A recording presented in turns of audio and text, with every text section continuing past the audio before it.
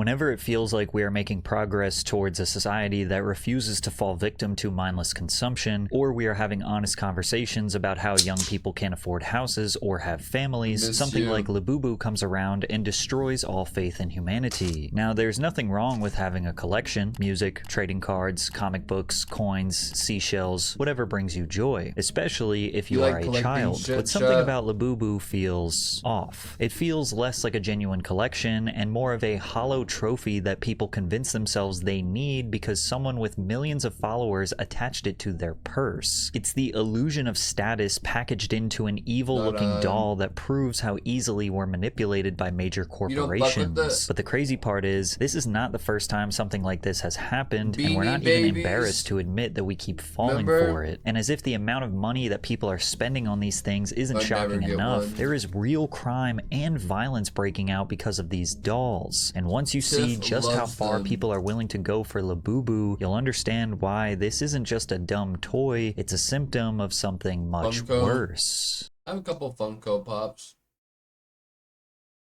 Before Labubus became the world's latest big-time collectible, they were just silly sketches made by Kasing Lung. The Hong Kong-born artist spent a lot of his childhood in the Netherlands, becoming infatuated with Nordic fairy tales, especially the elves that were separated as beings of the dark and of the light. In 2015, Lung decided to make his drawings into a short story for children that he called the Monsters Trilogy, telling a simple story about how a child meets a playful tribe of fictional female elves called the Labubu. That's why I wanted to create something that I've always known existed in my heart, he said in an interview. It's so amazing that so many people love it. Shortly after, he released a handful of toys as an artistic trial run, and his fans absolutely loved it. Many people are surprised to find out that the Labubu characters are supposed to be kind-hearted creatures that are eager to help, only for everything to erupt into chaos following their various funny antics. According to Lung, there are over 100 different characters, each with different backstories and relationships, picking on or bullying each other in innocent ways.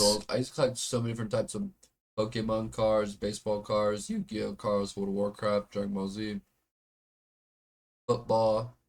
I had so different types of cards. 即係咧，Labubu 其實有好多咁樣，有百幾隻嘅又係。其實因為我希望有一個角色。 But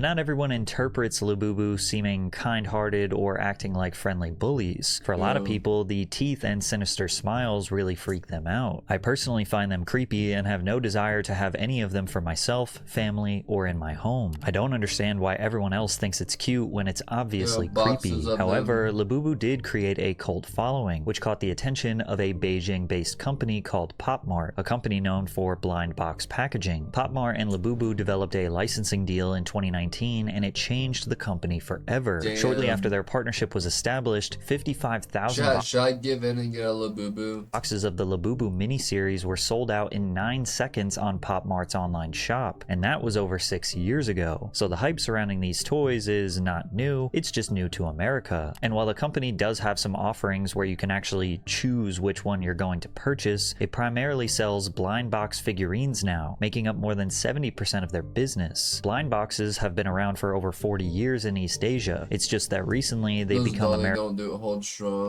America's largest obsession when it comes to collectible toys. The concept is incredibly simple for businesses to get the consumer excited. On the external packaging, the customer can see a few different Labubus they might get. Maybe you will get the pink one, maybe you will get the green one. It even tells you the odds of getting them, 1 in 6. But the key is putting the secret one there. It is grayed out, so it is a total mystery. The secret one has a 1 in 72 chance of being in your purchase. And this could be one of the main reasons that is causing younger generations to collect more than they ever have before. In a survey conducted on 21st Century Collecting around the world, we've discovered that the average young adult spends almost $2,000 a year on collectibles, and that more and more adults who aren't collectors are now considering joining in on these trends, as 90% of collectors have reported that they participate in activities revolving around these collections. People have unpacking events, forums where they share their collections, and sometimes base their entire personality around something like Labubu because it's a way to connect with the outside world. Pop Mart even opened their first theme park called Popland, where people can come and celebrate their obsession with these blind box products together. One of the descriptions for the park reads, "There are a few spots to play in the same way as a typical theme park, including an adventure playground filled with climbing walls, nets, mazes, and trampolines. Guests can also feel what it's really like to live in the universe through the augmented reality immersions. And naturally, there are also plenty of places to stop to snap photos and videos for social media, which helped make the Labubus the stars they are today." When trying to get to the bottom of what they call the economics of Labubu, the Wall Street Journal teamed up with psychologist David Bosch to describe the impact blind boxes and Labubu have on consumers. To them, a lot of this has to do with the labels showing a secret prize and the human compulsion to complete a set. One of the things that the brand can do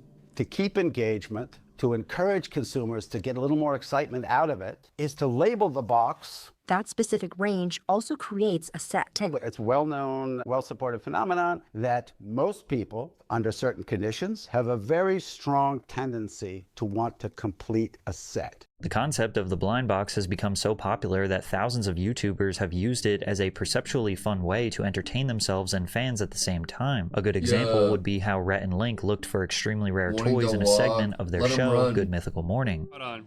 That was not it. This one's special. Hold on. Hold on. I got the 1 in 100. You got the Robbie. You got the Robbie. I can't believe. Cost, And I have Robbie no came idea. with a drum. What in the world? This is the most fun I've had in years. You can see that these blind box collectibles have an interesting impact on people. Even if they don't know what the toys are, why they're interesting, special, or even if they don't like the way that they look, once people realize they are rare, they start to attach value that isn't actually there. Pop Mart and Labubu's business model mostly relies on this. Nothing creates hype more than the illusion of scarcity. The old classic, low supply, high demand. However, what really started this Labubu craze was another classic modern-day marketing effort, paying a celebrity to endorse the product. Because just a few months ago, one of the world's most famous K-pop stars, simply known as Lisa, sent the world into a frenzy after she confessed her love for Labubu. Lisa is a Thai singer, rapper, dancer, and actress who became the most 106 million followers. We've never heard of her, chat.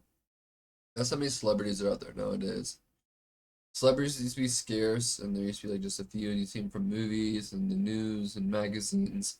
Now with social media, there are people with 106 million followers, and we've never heard of them.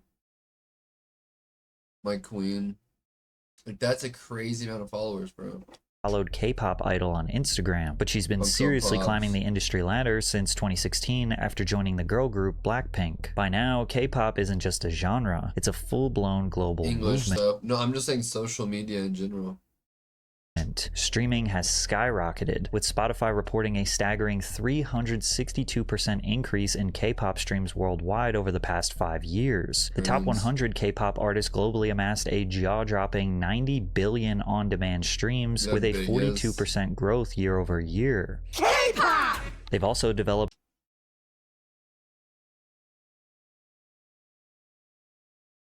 Can you even name some of the most die-hard cult-like fans on the internet. Fans will create entire Twitter accounts dedicated to a single idol, posting hundreds of updates a day like unpaid publicists. They'll organize mass streaming parties where thousands of people loop the same song Who actually does this?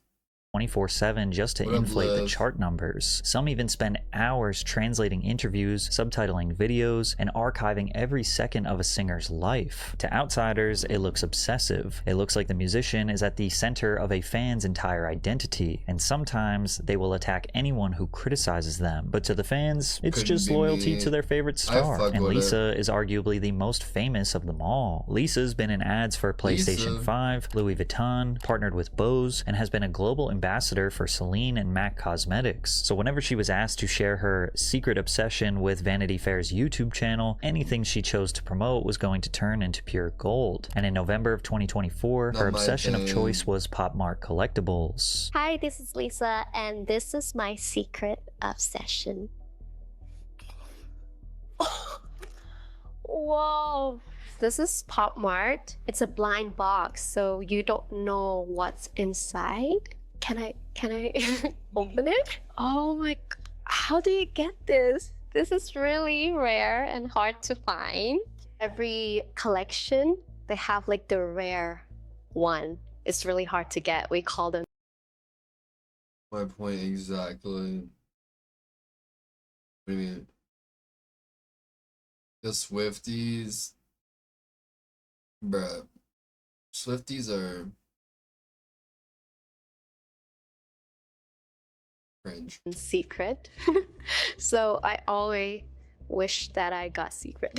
One by one, Lisa unwrapped her blind boxes, getting more and more excited with every new figurine. But what got everyone's attention were the large Labubu she held in each arm. She described the impact Pop Mart had on her friend and how she couldn't stop herself from buying to unlock new characters. We call her Labubu. Okay? Oh my god, this is so heavy. Ah, one has a tail, one doesn't. So this, Simomo, and this is Labubu. You wanna see my Labubu mango? I just got into Pop Mart like early this year, and I learned about this from one of my close friends in Thailand. And when I went to Thailand, she was like, "Oh, let's go to Pop Mart," and I was like, "What is Pop Mart?" Like, what? And she's like, "Oh, it's like, it's a sell toys and stuff. Like, we should go and check." And then I went with them. And I was like, to be honest, I was not into it at all. I was like, no, I'm not gonna spend my money on this. And then they came out and they were like, oh my God, like the one that I want, like it's sold out. It's so hard to get. Worked. After the seal of approval from Lisa, Pop Mart's share price has grown by almost 600% in just 1 year. Somehow, this creepy looking figurine with confusing appeal has managed to enter the hearts and minds of some of the richest celebrities all around the world. Korean artist V was seen walking around with Labubu in Seoul. Rapper Central C and Dua Lipa have been seen with theirs attached to bags. Kim Kardashian posted an entire collection of them on Instagram, and Madonna received a Labubu birthday cake that is quite frankly one of the most terrifying looking things on the planet. And if celebrities aren't the ones purchasing Labubus for themselves, they're receiving them as gifts from friends or family members. Like how football legend David Beckham posted an image of an apparently rare find that he received from his daughter. These celebrity advertisements have been one of the key driving forces for Labubu's current obsession. And I feel like we must address the elephant in the room about how this thing looks incredibly evil. The sharp teeth, the unsettling grin, the slightly furrowing eyebrows. You can't help but notice this toy has a slightly demonic feel. No wonder why these Hollywood elites love this toy. It represents them perfectly. Celebrities have always mastered the art of appearing glamorous enough to worship, but approachable enough to trust. They present themselves as icons of beauty and innocence, while behind the scenes they're laughing, squeezing every last dollar from the people who idolize them. Labubu is just the perfect prop for that illusion. A sinister little mascot hiding in plain sight, smiling as it drains your bank account. Across all different social media platforms, everyone and their mother has an unboxing video for Pop Mart's new favorite product, picking them up from one of the company's 500 plus stores or 2,000 plus vending machines around the world, eager to record themselves unboxing one for the first or 300th time. Bro, come on. Here we go. Y'all ready for this? No.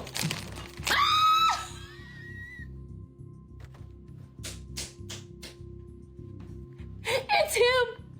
He's gorgeous! Oh my god! Can you believe? The doll.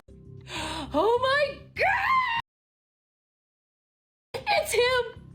He's gorgeous! Oh my god!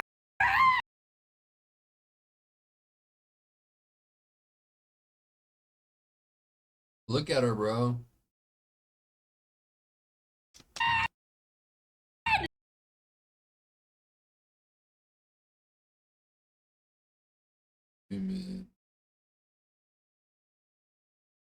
What they're calling. Can you believe? The doll seemingly is no longer about whether you actually like the thing, it's about proving you belong to the exclusive club of people who have one. The doll itself is meaningless, but the association is priceless. People have convinced themselves that having one signals wealth and exclusivity, even if all they did was pay retail price for a hunk of vinyl. I am the owner of the famous 24 karat gold. What the fuck?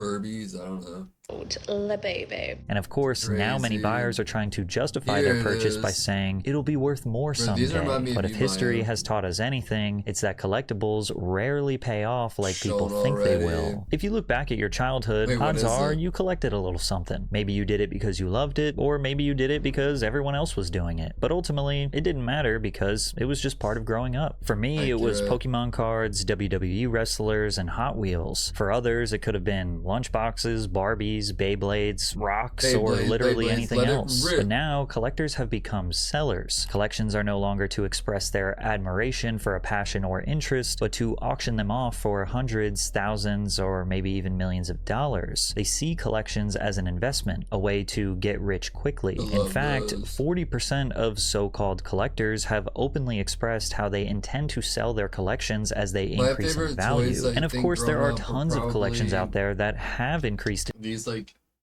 Lego set. No, it wasn't like Legos. It was a castle set. It was like castle pieces. And you could build like castles and medieval different things and there's different little characters. I think it was Fisher Price brand.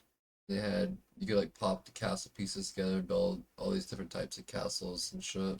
in value over time. But Labubus are pretty new, and they're starting to seem like more of a flash-in-the-pan trend that is reminiscent used to be of so Beanie cool back in the Babies. day. In the late 1990s, Beanie Babies weren't Beanie just plush Babies were toys, they lit, were bro. marketed as miniature fortunes in the making. Thai Inc.'s strategy of artificially restricting supply by limiting retail orders and frequently retiring certain models created a frenzy where $5 stuffed animals were believed to become the next gold rush. At the peak of the mania, Beanie Look, Babies Beanie accounted Babies, for I had roughly so 10% many. of eBay's sales. We even saw full-grown adults separating Beanie Babies during a divorce. But all those people who hoarded these rare toys were disappointed to find out that they weren't worth anything. It doesn't matter that sellers listed them for thousands of dollars online. Even still to this day, you can find listings for hundreds of thousands of dollars. But crazy. things are only worth what someone is actually willing to pay. And the harsh reality was that nobody was buying. Not even the most reckless spenders could be convinced that these toys were rare or valuable. So people ended up selling their Beanie Baby collections for dollars, sometimes even cents at garage sales, which drove That's the value down crazy. even further. What was once perceived as a life-changing investment turned out to be nothing more than overpriced clutter. This is almost a fabric of American culture at this point. You'll see There used shows to be, bro.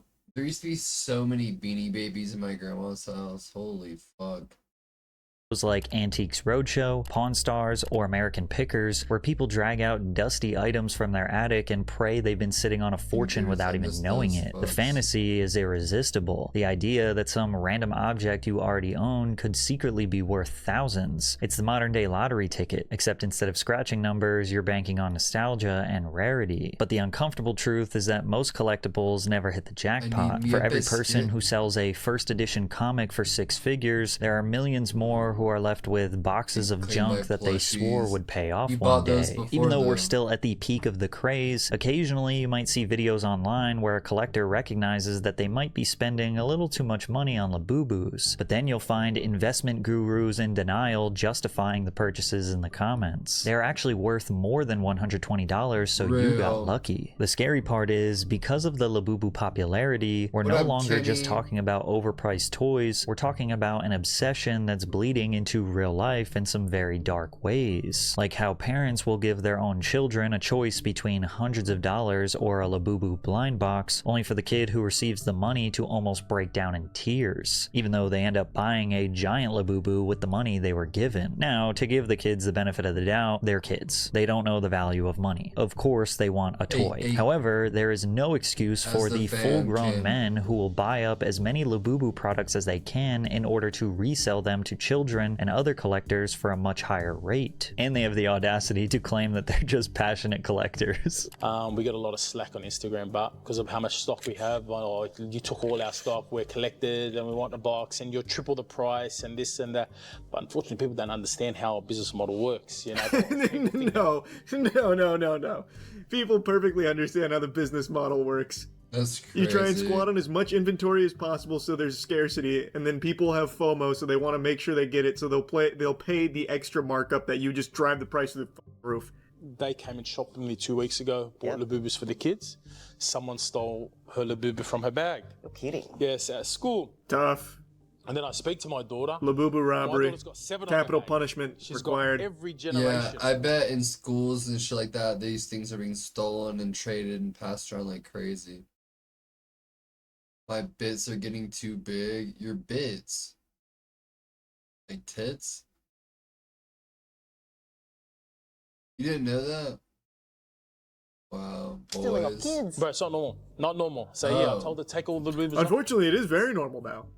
It's super normal now. When grown adults are exploiting children for profit, it's only a matter of time before the obsession spills into outright theft and violence. In Southern California, a small group of teenagers were suspected of breaking into a warehouse and stealing some inventory. When the Chino SoCal police received a warrant to raid the house the supposed thieves were staying at, they weren't looking for electronics or jewelry. They were searching for about 14 boxes of Labubu collectibles that the alleged thieves were intending on reselling on the black market. According to the report, the cops recovered $30,000 worth of the furry figurines, which usually retail for about $30 each. In the same story, the LA Times noted that the prices for Labubu due to scarcity are reaching all-time highs. The figurines are usually sold at Pop Mart stores and create a fervor whenever new ones are released. A child-sized Labubu sold at auction for $150,000 according to media reports, and limited edition monsters can retail for $150. But the criminality doesn't stop at theft. There's now a growing scheme where people will make counterfeit Labubu, now named Lafufus, that is becoming such a large problem that people are making instructional videos to help customers inspect Labubus like diamonds at a jewelry store to avoid being scammed. Every Labubu should have exactly 9 teeth. No more, no less. Like this one, you can count.